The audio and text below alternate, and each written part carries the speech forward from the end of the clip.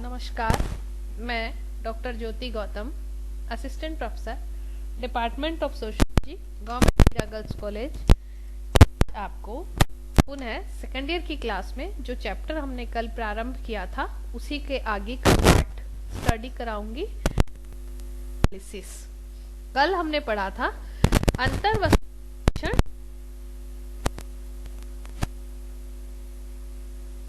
आज हम इसका पार्ट 2 स्टडी करेंगे कि अंतर्वस्तु विश्लेषण से उन तथ्यों को हम हैं।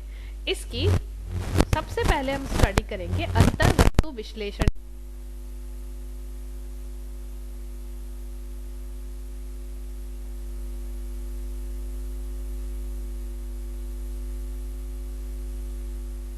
वर्णनात्मक बनाने के लिए विश्लेषण की इकाइयों को चुनना आवश्यक होता है और यह इकाइयां इस अध्ययन विधि की सबसे महत्वपूर्ण अंग के रूप में मानी जाती हैं। गुणात्मक सामग्री को परिमाणात्मक में परिवर्तित करने हेतु और क्रमबद्ध रूप से वस्तुनिष्ठ करने हेतु इकाइयों की आवश्यकता होती है। ये इकाइयां छोटी से बड़ी किसी भी क्रम में पाई जा सकती है और कई प्रकार की हो सकती है। अंतर्वस्तु विश्लेषण की इकाइयों को निम्न रूपों में बांटा जा सकता है और इसकी सबसे छोटी इकाई है शब्द। अंतर्वस्तु विश्लेषण की सबसे छोटी इकाई है शब्द।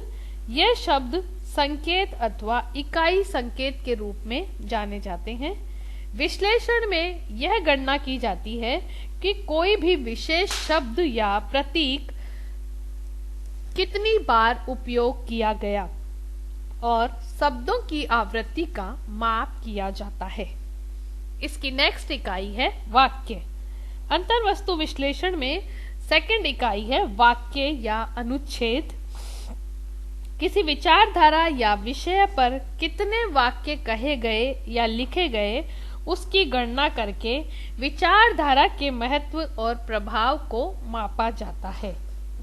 नेक्स्ट इकाई है प्रसंग। प्रसंग एक विषय क्षेत्र के बारे में निर्धारण है। यह एक तरह से वाक्य या संक्षेप है जिसके अंतर्गत विस्तृत विवरण संभव है। प्रसंग सबसे महत्वपूर्ण इकाई है जिसका विशेष रूप से प्रयोग संचार का जनमत पर पड़ने वाले प्रभावों को जानने के लिए अध्ययन किया जाता है। नेक्स्ट इकाई है पात्र। जब अंतर्वस्तु विश्लेषण ऐसी सामग्री का किया जाता है जिसमें अनेक पात्र होते हैं तथा पात्रों को इकाई मानकर अध्ययन किया जाता है। पात्रों को प्राय नाटक, उपन्यास, सिनेमा और रेडियो कार्यक्रम में आने वाले इकाइयों के रूप में अध्ययन किया जाता है। नेक्स्ट इकाई है मद। मदों के अनुसार अंतर्वस्तु को विस्तार से वर्गीकृत करना संभव हो पाता है। भिन्न भिन्न संचार के माध्यमों में भी मद भिन्न भिन्न होते हैं। ये माध्यम पुस्तक, पत्र पत्रिका, लेख, कहानी, आकाशवाणी एवं दूरदर्शन के कार्यक्रम, व्यक्तिगत पत्र, कहानी, संपादकीय टिप्पणी या आत्मकथा कुछ भी हो सकते हैं। इसकी नेक्स्ट इकाई है समय एवं स्थान। अंतर्वस्तु विश्लेषण के द्वारा समाचार पत्रों, पत्रिकाओं आदि में प्रकाशित तथ्यों का विश्लेषण समय और स्थान के आधार पर भी किया जाता है। नेक्स्ट इकाई है पैराग्राफ। मद के अनुसार विस्तार से वर्णन करने के स्थान पर कुछ अध्ययनों में अंतर्वस्तु को इस प्रकार से खंडित किया जाता है जैसे कॉलम, इंच, पेज अथवा लाइन, जो कि सारांश रूप में स्पष्ट अंतर को स्पष्ट करते हैं। तो हमने देखा अंतर्वस्तु विश्लेषण की कुछ महत्वपूर्ण इकाइयां हैं जिनके आधार पे विश्लेषण किया जाता है। शब्द, वाक्य, प्रसंग, पात्र, मद, समय एवं स्थान एवं पैराग्राफ, जो ये बताते हैं कि किसी भी इकाई का विश्लेषण करने के किन किन छोटी छोटी इकाइयों की आवश्यकता होती है। अब हम पढ़ेंगे अंतर वस्तु विश्लेषण की इकाइयों का अंतर संबंध। अभी हमने पढ़ा था कि कुछ छोटी से बड़ी इकाइयां होती है जिनके आधार पे अंतर वस्तु विश्लेषण किया जाता है। अब इन इकाइयों के मध्य क्या अंतर संबंध है, इसके बारे में हम जानेंगे। इकाइयों का चयन एवं निर्धारण समस्या एवं अंतर वस्तु पर निर्भर करता है जिसका अध्ययन किया जाना है। एक ही अध्ययन में कई प्रकार की इकाइयों का प्रयोग किया जा सकता है और इनके मध्य निम्न अंतर संबंधों को देखा जा सकता है। फर्स्ट, एक ही अध्ययन में विश्लेषण की एक से अधिक इकाइयों का लाभप्रद प्रयोग किया जा सकता है।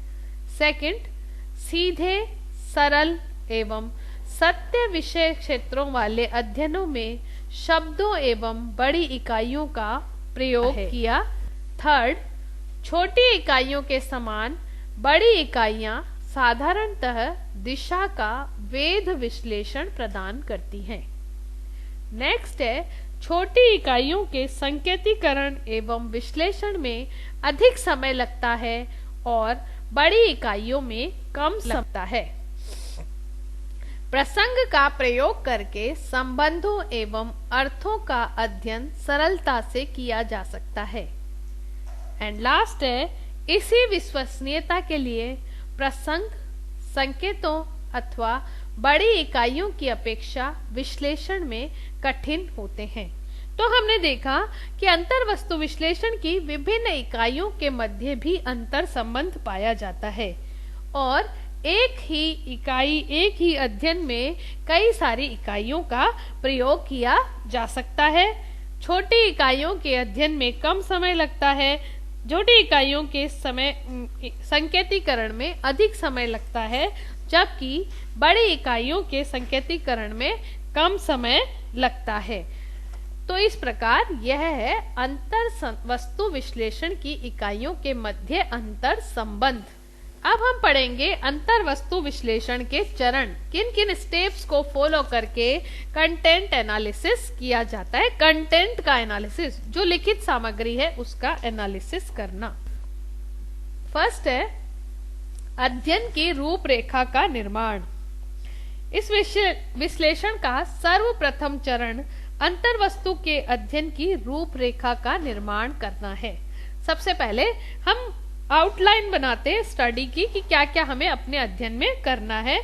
इस चरण में अंतर वस्तु विश्लेषणकर्ता अध्ययन के उद्देश्यों को ध्यान में रखते हुए विषय और तथ्य का सामग्री का एकत्रीकरण करता है और अंतर वस्तु विश्लेषण करने के लिए तथ्यों का एकत्रीकरण और उद्देश्यों का निर्धारण करता है। नेक्स्ट स्टेप है तथ्यों का चयन। जब उद्देश्य निर्धारित हो जाते हैं उसी आधार पर तथ्यों का चयन किया जाता है। इसके लिए विश्लेषणकर्ता संबंधित तथ्यों की सूची तैयार करता है। नेक्स्ट है इकाइयों का चुनाव। भाषा, लेख, उपन्यास, भाषण, रचनाओं, आकाशवाणी एवं दूरदर्शन के कार्यक्रमों की अंतर वस्तु विश्लेषण की इकाइयां शब्द, वाक्य, प्रसंग, पात्र, आइटम, अनुच्छेद, समय एवं स्थान आदि होते हैं। तो अंतर वस्तु विश्लेषणकर्ता अपने उद्देश्यों के आधार पर इकाइयों का चुनाव करता है। नेक्स्ट स्टेप है इकाइयों का वर्गीकरण। विश्लेषणकर्ता इकाइयों का चयन करने के पश्चात इकाइयों को लघु से वृहद, सरल से जटिल, आरोही या अवरोही क्रम में व्यवस्थित करता है और इकाइयों को श्रेणियों में वर्गीकृत करता है। नेक्स्ट स्टेप है श्रेणियों का परीक्षण। वर्गीकरण करने के पश्चात चुनी हुई इकाइयों का वर्गीकरण और परीक्षण भी साथ ही में करना पड़ता है। श्रेणियों के सत्यापन की जांच भी की जाती है और इसके लिए उसे परीक्षण से गुजरना होता है। नेक्स्ट स्टेप है इकाइयों का मापन।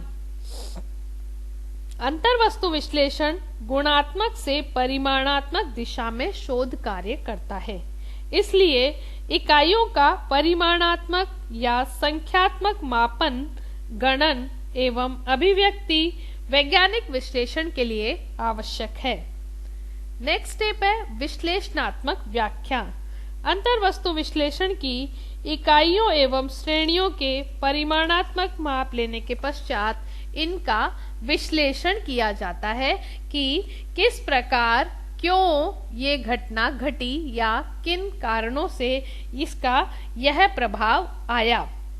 यह व्याख्या वस्तुनिष्ठ, क्रमबद्ध और वैज्ञानिक तभी हो सकती है जब वह एकत्रित तथ्यों, उपयुक्त वर्गीकरण एवं सारणीयन पर आधारित हो। एंड लास्ट स्टेप है प्रतिवेदन तैयार करना।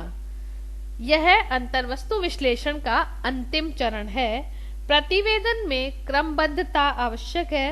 विश्लेषणकर्ता शोध कार्य को प्रतिवेदन में पूर्ण रूप से सत्य, पक्षपात रहित होकर लिखता है और विश्लेषण में आने वाली सभी जानकारी को हमारे सम्मुख प्रस्तुत करता है। तो इस प्रकार हमने देखा कि अंतर्वस्तु विश्लेषण के मुख्य रूप से 8 स्टेप हैं।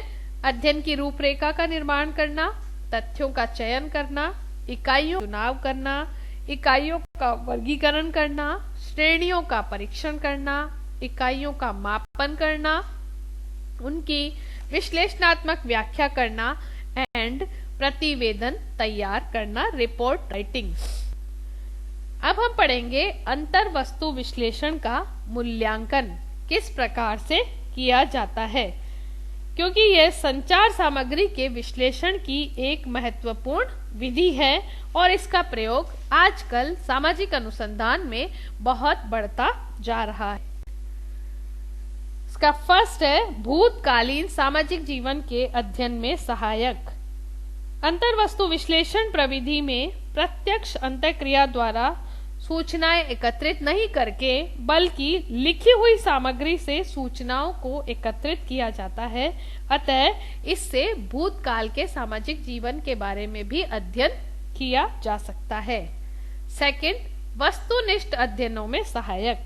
अंतर्वस्तु विश्लेषण वस्तुनिष्ठ अध्ययनों में सहायक माना जाता है क्योंकि इसमें सामग्री लिखित रूप में उपलब्ध होती है। अतः अनुसंधानकर्ता अध्ययन करके भी अपने निष्कर्षों को पुनः जांच सकता है। नेक्स्ट, संचार सामग्री की प्रवृत्तियों के वर्णन में सहायक। इस प्रविधि को संचार सामग्री की अल्पकालीन एवं दीर्घकालीन प्रवृत्तियों के वर्णन में भी प्रयोग किया जा सकता है। प्रचार में इसका विशेष महत्व है। विषय विकास तथा प्रवृत्तियों के अध्ययन में सहायक। अंतर्वस्तु विश्लेषण में विभिन्न समयों से ली गई सामग्री के विश्लेषण के आधार पर विषय के विकास के बारे में भी जाना जा सकता है, क्योंकि हमने इसकी इकाइयों में पढ़ा था कि इसमें समय और स्थान का भी विशेष महत्व है।